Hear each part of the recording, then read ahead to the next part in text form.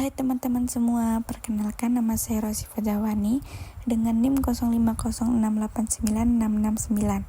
Di sini saya akan menyampaikan tugas 3 dengan mata kuliah Manajemen Pelayanan Publik. Di sini saya akan menyampaikan pembahasan saya yang berjudul Pelayanan Air Bersih PDAM Kota Singkawang, upaya meningkatkan kualitas pelayanan publik. Di sini yang pertama ada masalah utama pelayanan air bersih, yang kedua solusi inovatif dan strategi implementasi, yang ketiga teori pendukung, dan yang keempat dampak positif bagi masyarakat. Terdapat juga identifikasi masalah utama pelayanan air bersih PDAM Singkawang. Yang pertama ada tekanan air rendah dan suplai tidak merata. Dan yang kedua, gangguan distribusi pada jam-jam tertentu. Dan yang ketiga, kualitas air belum konsisten. Dan yang keempat, respon pengaduan masyarakat lambat.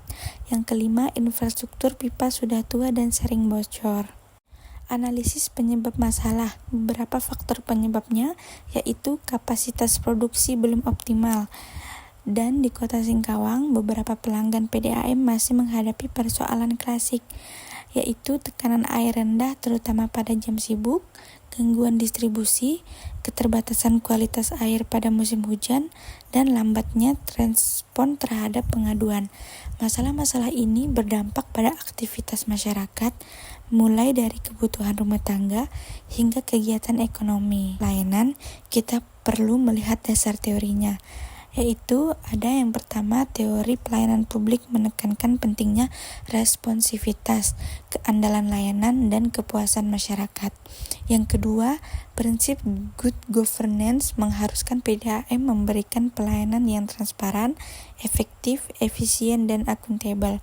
Yang ketiga, dari sisi manajemen operasional, pengelolaan infrastruktur, perawatan pipa, dan sistem distribusi harus dilakukan secara sistematis dan solusi yang ditawarkan ada yang pertama, digitalisasi sistem distribusi, digitalisasi pengaduan pelanggan, aplikasi pengaduan real time, dan tracking status.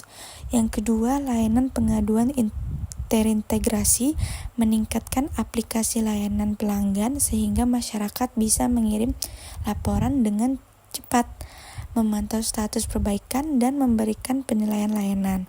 Yang ketiga, optimalisasi infrastruktur pipa, peremajaan pipa tua, pemetaan jaringan, serta penjadwalan perawatan berkala agar gangguan dapat diminimalkan. Yang keempat, penyediaan tangki cadangan komunitas. Untuk daerah rawan gangguan, disiapkan tangki cadangan guna memastikan pasokan air tetap tersedia. Yang kelima, kampanye hemat air dan edukasi publik.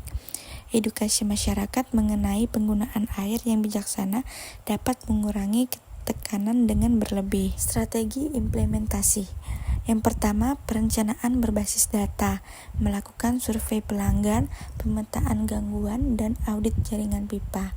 Yang kedua, kolaborasi multipihak, berkoordinasi dengan pemerintah kota, vendor teknologi, masyarakat, dan pihak swasta untuk pengaduan sistem digital.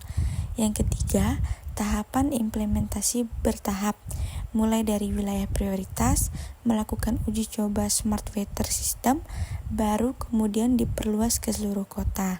Yang keempat, monitoring dan evaluasi rutin, membuat indikator kinerja seperti tingkat kebocoran, waktu respon pengaduan, dan kepuasan pelanggan.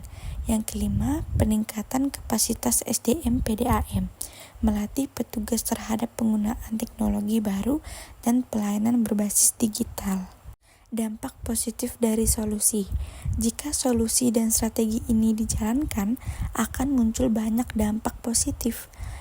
Nah, ada dampak positifnya yaitu peningkatan kualitas dan kontinuitas air bersih, dan penurunan kebocoran dan efisiensi biaya operasional PDAM, respon pengaduan lebih cepat dan transparan, kepercayaan masyarakat meningkat, Kota Singkawang menjadi contoh praktik baik pelayanan publik berbasis inovasi.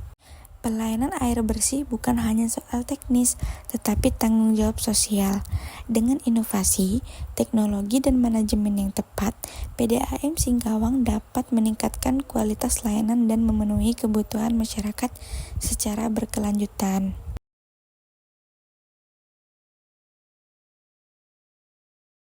Demikian pembahasan peningkatan kualitas PDAM.